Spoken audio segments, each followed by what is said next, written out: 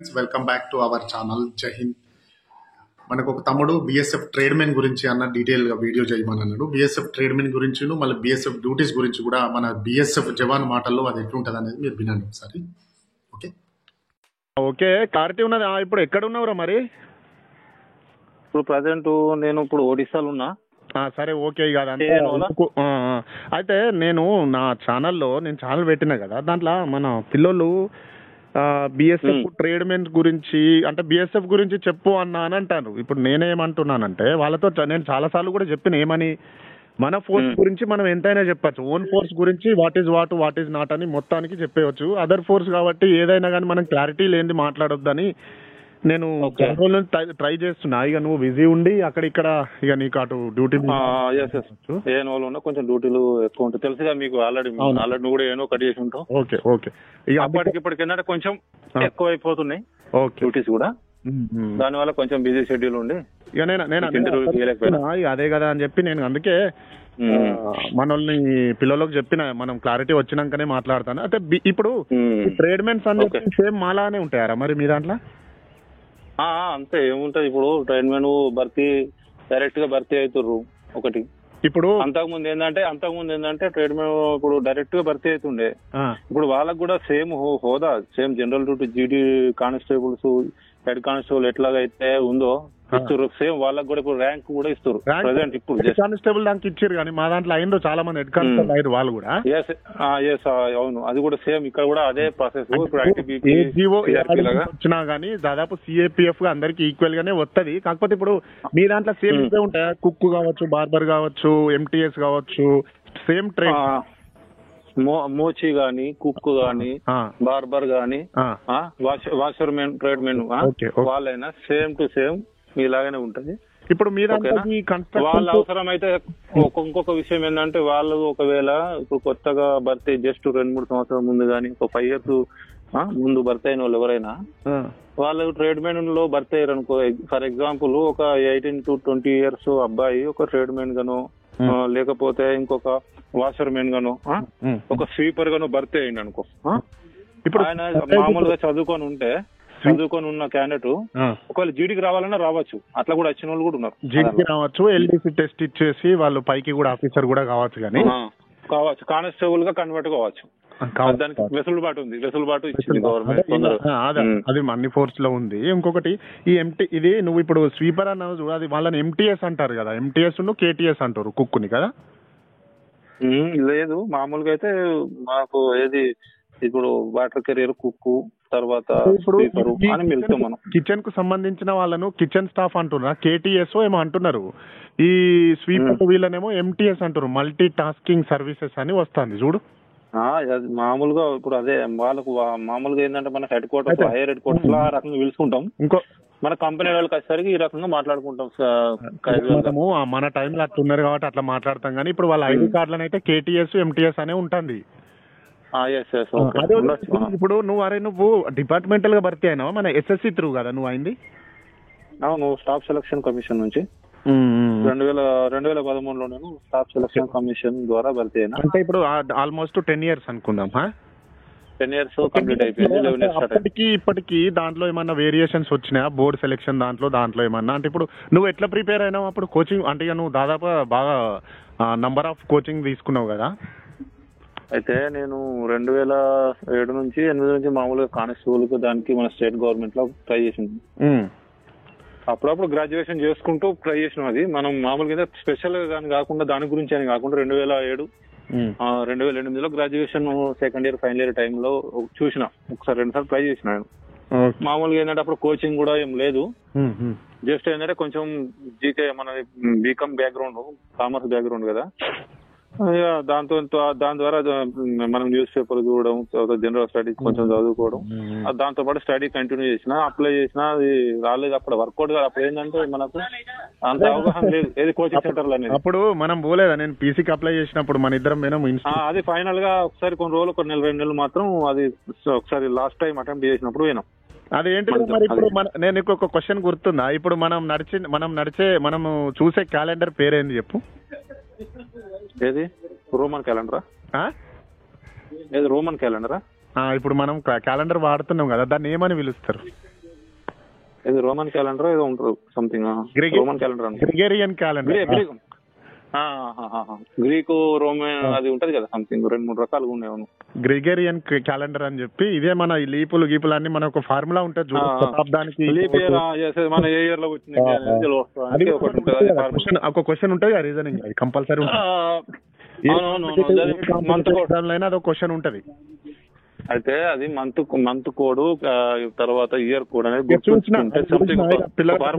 పిల్లలకి అది మాకు తెలుసు కానీ మనం డిపార్ట్మెంటల్ గా మాట్లాడదాం, అవి వాళ్ళకి తెలుసు, చిన్న విషయాలు కానీ. ఓకే, అయితే వాళ్ళకు కూడా ఇట్లా ఉంటదని అంటున్నాం. అంటే ఇప్పుడు ట్రేడ్ మెన్ కి వాళ్ళకు సేమ్ ఇట్లానే మన ఏదైతే మిగతా ఫోర్స్ లలో ఉన్నదో సేమ్ యాజ్ ఇట్ ఈస్ గా దాంట్లో ఉంటదా? సేమ్ సిఏపిఎఫ్ సేమ్ అన్ని దాదాపుగా 99% సేమ్ ఈక్వల్.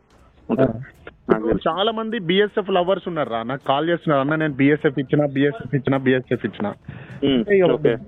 ఓకే తమ్ముడు బాగానే ఉంటది అని చెప్తున్నా. ఇప్పుడు ఫ్యామిలీ పెట్టుకోవడానికి అక్కడ ఇక్కడ ఎట్లుంటది బిఎస్ఎఫ్ కి? ఓకే, ఇప్పుడు నీకు ఫ్యాక్ట్ చెప్పమంటావా లేకపోతే కొంచెం నార్మల్ గా మాట్లాడమంటావా? ఇప్పుడు మనం ఇప్పుడు వాళ్ళకు పిల్లలకు నెక్స్ట్ వచ్చే పిల్లలకు నిజం తెలియాలి. అంటే ఇప్పుడు ఫ్యామిలీ ఓకే నేను చెప్తుంటా. అయితే మామూలుగా ఇప్పుడు ఐటీ బీపీ అయినా బిఎస్ఎఫ్ అయినా హార్డ్ అనేది నీకు తెలుసు, నాకు తెలుసు. ఆల్రెడీ నాది 10 years సర్వీస్ అయిపోయింది, 11 years, నీకు 15 years 16 years అయిపోయింది, 17. బట్ ఏంటంటే ఇప్పుడు మనం అప్పటి నుంచి కష్టపడుకుంటూ వచ్చినాం డ్యూటీలో పర్పస్ అయినా కానీ. తర్వాత ఏరియా మెయింటెనెన్స్ అని చెప్పేసి మన బెటాలియన్ హెడ్ క్వార్టర్ ఉంటే battalion head quarter, company head quarter ఉంటే కంపెనీ ఏరియా సంబంధించి మెయింటెనెన్స్ ఉంటుంది. ప్లస్ మన డ్యూటీలు అనేవి ఖచ్చితంగా డ్యూటీలు ఉండాల్సింది, అది కంపల్సరీ రూల్స్ చేయాల్సిందే. ఇక అది పర్టిక్యులర్ గా ఏసీఏపీ టైమింగ్ అనేది పర్టికులర్ టైం అనేది ఉండదు, మనకి పర్టికులర్ టైం అనేది ఉండదు. నేను అదే చెప్తున్న పిల్లలకు, మీరు అనుకున్నంత ఈజీగా ఉండకపోవచ్చు. ఎస్ఎస్సి జీడీ అంటేనే మీకు టైం ఉండదు బిడ్డ, 10 సంవత్సరాల దాకా అయితే తనకు తాను ఉండే టైం కూడా మీకు దొరకకపోవచ్చు అని చెప్తున్నా. నేను చెప్పేది ఇంకోటి ఏంటంటే, మనం నిద్రపోతాం ఒక కరెక్ట్ కంటిన్యూగా 6 గంటలు నిద్రపోతానికి మాత్రం ఎప్పుడు కలగనద్దు మనం, అది మాత్రం వాస్తవం. ఎప్పుడు నిద్ర నైట్ డే అనే సంబంధం లేదు, 24 hours. నాకు కామెంట్స్ ఈ commando, para commando, ninja commando, cobra commando ఇవన్నీ పెడితే నేను అదే చెప్పిన, అరే భయ్ ఇంటికి వచ్చి మీరు ఇడికి వచ్చి నౌకరి సలామతిగా చేసి ఇంటికి పోతే మంచిదిరా నాన్నలు అని చెప్తున్నా. అదే నింజా కమాండో నాకే ఎక్స్ప్లెయిన్ చేస్తున్నారు, నింజా కమాండో ఇల్లు ఉంటది, పారా కమాండో. నేను అదే చెప్పిన, అరే ఓవర్ ఇంటెలిజెన్స్ చూపెట్టేటట్టు ఉంటే ఛానల్ చూడకూరి, ఏదైనా గైడెన్స్ ప్రకారం అయితే చూడరు, కానీ నాకే నేర్పించే విధంగా ఉంటే చూడకూరి అనే చెప్పిన నిన్న. ఇప్పుడు కమాండో అనేది ఒకటి, వాళ్ళు ఎవరైతే కామెంట్స్ పెడుతుర్రో, ఇప్పుడు పారా కమాండో, నింజా కమాండో, తర్వాత ఇంకా వేరే సిఆర్పీలు ఉండే మన కోబ్రా టీమ్ గానీ, అన్ని కమాండోలే. పోలీసులో కూడా ఉంది కమాండో, ఇప్పుడు గ్రేహౌండ్స్ ఉంది, అది కూడా మంచి కమాండో, అది కూడా మంచి ఇండియాలో మంచి టాప్ కమాండోల పేరు ఉంది. నేనేమంటున్నా, కమాండోల పేరు చెప్పుకోవడం, దాన్ని చూసి ఏదో ఉత్సాహంతోని అది ఉర్రతలు ఇవ్వడం కాదు. అదిలో వచ్చి మన గ్రౌండ్ లో చేస్తే ఆ వర్క్ ఆ 2 months 3 months పగిలిపోతుంది. అది అందరికి నీకు దగ్గర, కానీ ఎంత మెంటల్ ప్రిపేర్ అయ్యి, ఫిజికల్లీ ఆర్ మెంటల్ ఎంత ప్రిపేర్ అయి ఉండాలి అనేది దానిలో కూడా కాన్సన్ట్రేషన్. అది దానిలో కూడా ఏం పెట్టిందంటే, మీ వీడియోలు భయపెట్టేలా ఉన్నాయంటే తమ్ముడు నిజం చెప్తున్నారు. భయపట్టుడు కాదు, ఫ్యాక్ట్ అనేది ఏంటంటే, ఇప్పుడు అది వాస్తవంగా ట్రైనింగ్ మంచిగా చేసి మన ఫిజికల్లీ ఫిట్ గా ఉండి మన మెంటల్లీ టఫ్ గా ఉంటే నీకు సాధ్యం అవుతుంది. నేను ఏమంటున్నా, పాజిటివ్ రివ్యూ, నెగిటివ్ రివ్యూ ఇవ్వద్దు ఎప్పుడు, కానీ వాళ్ళకి ఉత్సాహం ఉండి వాళ్ళకి మంచిగా ఉంటే చేయొచ్చు. మీ బాడీ అంటే నేను ఏమంటే, ఏంటంటే సెలక్షన్ అనేది ఒకటి ఉంటది కదా, ఒక బోర్డు ఉంటది, ఒకటే గైడెన్స్ ఏమిస్తుందంటే, ఫారెన్ కంట్రీ పోవడానికి చేయండి, రెండోది వచ్చేసి ఎస్పీజీకి ఎన్ఎస్జీకి వెళ్ళడానికి కమాండో చేయండి. అవి మీకు బేసిక్ కి కొన్ని డబ్బులు వస్తాయి, కొంచెం ఉంటది, కానీ వట్టి కమాండో చేసి కూర్చుండే. అదే మాట్లాడుతున్నా వాళ్ళతో. అవునవును, కరెక్ట్ చెప్పినావు. వాళ్ళకి ఎన్ఎస్జీ అనేది బిఎస్ఎఫ్ ద్వారా ఎన్ఎస్జీ, ఎస్పీజీ అనే కమాండోస్ మన ప్రైమ్ మినిస్టర్స్ గానీ, తర్వాత విఐపీలకు, central home minister, central cabinet minister level వాళ్ళకు మన ఇది ఎన్ఎస్జీ, ఎస్పీజీ ఫోర్స్ అనేది ప్రొవైడ్ చేస్తుంది. బిఎస్ఎఫ్ ద్వారానే పోతారు వాళ్ళు. Service up to 5 to 10 years మధ్యలో ఉండి 35 years బిలో ఉన్న వాళ్ళందరినీ మంచి మెడికల్లీ, ఓవరాల్ గా ఫిజికల్లీ ఫిట్ తీసుకుంటది. అంటే నేను ఉన్నది ఏంటంటే, దాదాపు డిగ్రీ ఉండి ఒక మంచి నాలెడ్జ్ ఉన్న పిల్లలకి హయ్యర్ గా పోస్టులు యూపీఎస్సీకి ట్రై చేయమని చెప్తున్నాను. నా సలహా ఏంటంటే ఎగ్జాంపుల్ నేను గ్రాడ్యుయేషన్ చేసి ఉన్నాం, ఓకే. అప్పుడు నేను గ్రాడ్యుయేషన్ కంప్లీట్ అయినా కూడా మనకు అప్పుడు జాబ్స్ సోర్స్ అనేది తెలంగాణలో తక్కువ ఉండే, చాలా తక్కువ పోస్టులు కానిస్టేబుల్ అనేసి అయినా పడుతుంది. నీకు తెలిసిన విషయం, నాకు తెలిసిన విషయం, తక్కువ పోస్టులు ఉండే. ఇప్పుడు ఉన్నంత 200-250 ఒక జిల్లాలో ఉన్నట్టు గగనం. అప్పుడు 100 పోస్టులు ఉండడమే ఎక్కువ.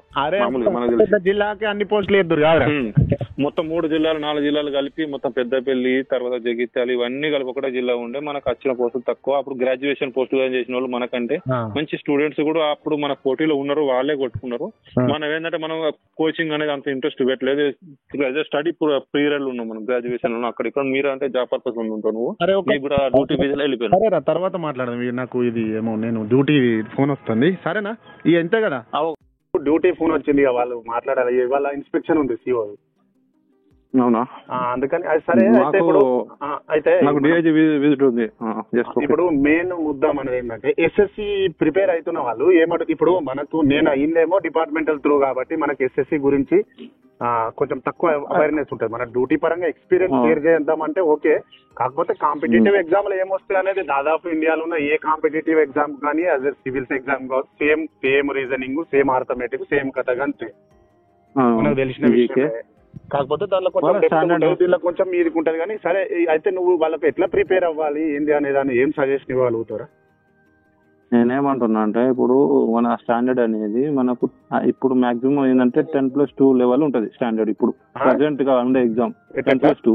ఓకే ఓకే ఓకే 10+2 లెవెల్ మన స్టాండర్డ్ చూసుకుంటే సరిపోద్ది. పెద్ద గ్రాడ్యుయేషన్ అదే ఒక్కొక్కరు ఎట్లా ఫీల్ అవుతానంటే ఇదేదో సివిల్స్ ఎగ్జామ్ ఉన్నట్టు, దానికి అంత పెద్దదైనట్టు. ఈ ఛానల్ వాళ్ళు, యూట్యూబ్ వాళ్ళు ఒక్కొక్కరు చూస్తే ఏమన్నా ఊరికి చెప్తారు కదా, అంటే ఇదేదో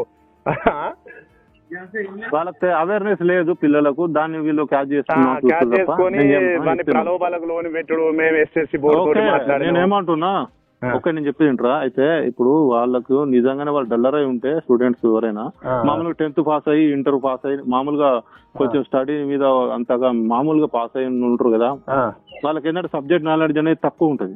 మామూలుగా వాళ్ళకి కొంచెం కోచింగ్ అవసరం. ఎందుకంటే వాళ్ళకి జీకే గానీ, అర్థమెటిక్ గానీ, రీజనింగ్ గానీ, దీనికి సంబంధించి ఇంకోటి బేసిక్ కొంచెం ఇంగ్లీష్ వచ్చేసి గ్రామర్ అనేది ఉంటది. వాటి కొద్దిగా 5-10 మార్క్స్.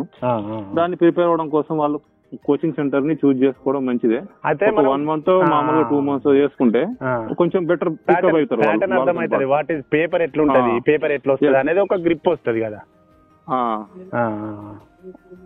అంతేగాని మరి అంత ఇప్పుడు తెలిసిన ఆల్రెడీ ఒక క్లెవర్ స్టూడెంట్ కి నాకు తెలిసి కోచింగ్ అవసరం లేదనిపిస్తుంది నాకైతే కదా. క్లెవర్ స్టూడెంట్ అవసరం లేదు. ఈ ఆర్థమెటిక్ ఇప్పుడు ఈ మన రీజనింగ్ అనేది కొంచెం చూసుకుంటే ఈ క్యాలెండర్ లెక్కలు కదా. అయితే రీజనింగ్ మన క్యాలెండర్స్ గానీ, టైమ్స్ అండ్ అది timing, distance, distance by time, అది జస్ట్ అది ఒకటి 3 మన ఫార్ములా అనేది మనకు తెలుసు ప్రిన్సిపల్.